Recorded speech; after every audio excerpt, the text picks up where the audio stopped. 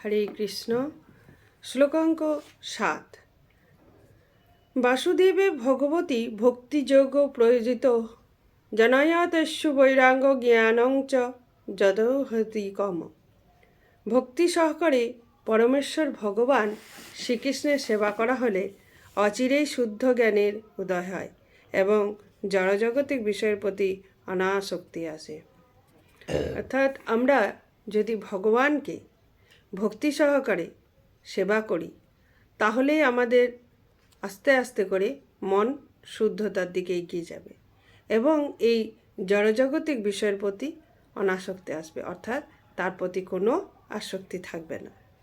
যারা মনে করেন যে পরমেশ্বর ভগবান শ্রীকৃষ্ণের প্রতি ভক্তি ভাবুকের ভাব প্রবণতা ছাড়া আর কিছু নয়, তারা তর্ক উত্থাপন করে বলতে পারে যে শাস্ত্রে যজ্ঞ, দান, তপশ্চর্যা, জ্ঞান, যোগ ইত্যাদি পারমার্থিক উপলব্ধির বহু পন্থা নির্দেশিত হয়েছে। তাদের মতে যারা উচ্চস্তরের কার্যকলাপ অনুষ্ঠান করতে পারে না তাদের জন্য ভগবদ্গতির পন্থা নির্দেশিত হয়েছে। ঐকান্তিকভাবে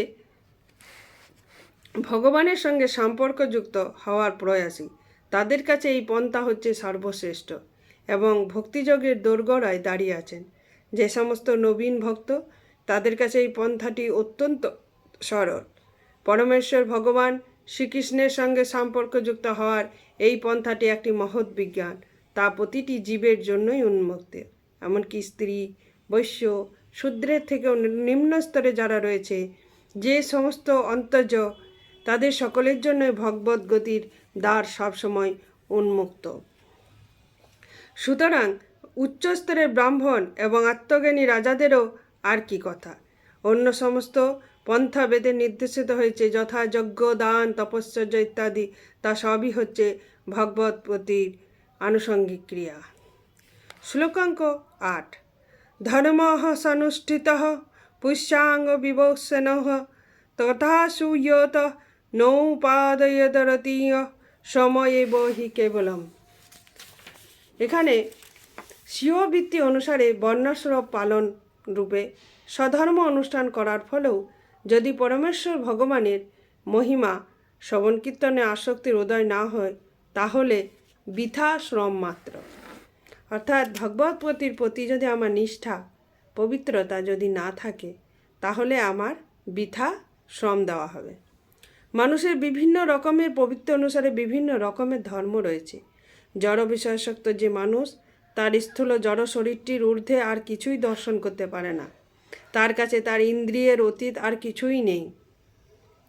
তাই তার বৃত্তিগত কার্যকলাপ কেন্দ্রীভূত প্রসারিত স্বার্থপরতার মধ্যে আবদ্ধ থাকে। কেন্দ্রীভূত স্বার্থপরতা দেহকে কেন্দ্র করে গড়ে ওঠে, যা সাধারণত নিম্ন স্তরের পশুদের মধ্যে দেখা যায়। আর প্রসারিত স্বার্থপরতা এবং মানব সমাজে দেখা যায় তা পরিবার, সমাজ, জাতি, দেশ, পৃথিবীকে কেন্দ্র করে স্থূল দেহের বিষয়গত রয়েছে মনোধর্মীরা, যারা ধর্মের মনোরাজ্যে বিচরণ করে। তাদের বৃত্তিগত কার্যকলাপ হচ্ছে কবিতা রচনা করা, দার্শনিক মতবাদ সৃষ্টি করা, যেগুলি হচ্ছে দেহ এবং মনের মধ্যে সীমাবদ্ধ স্বার্থপরতা। আত্মার প্রয়োজন হচ্ছে এই জড়জগতের সীমিত গণ্ডি অতিক্রম করে পূর্ণ স্বাধীনতা লাভ করা। সে চায় এই ব্রহ্মাণ্ডের আবরণগুলি ভেদ করে বেরিয়ে যেতে। সে চায় মুক্তির আলো ও মুক্তির আনন্দ উপভোগ করতে। সেই মুক্তি সে তখনই লাভ করতে পারে যখন সে পূর্ণ আনন্দময় পরমেশ্বর ভগবানের সঙ্গে যুক্ত হয়।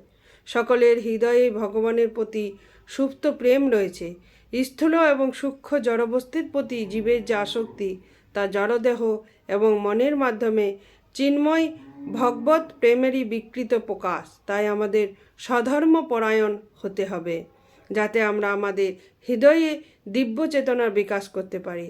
তা সম্ভব হয় কেবল পরমেশ্বর ভগবানের অপ্রাকৃত কার্যকলাপের মহিমা সমর ও কীর্তনের মাধ্যমে। হরে কৃষ্ণ, হরে কৃষ্ণ, হরে কৃষ্ণ।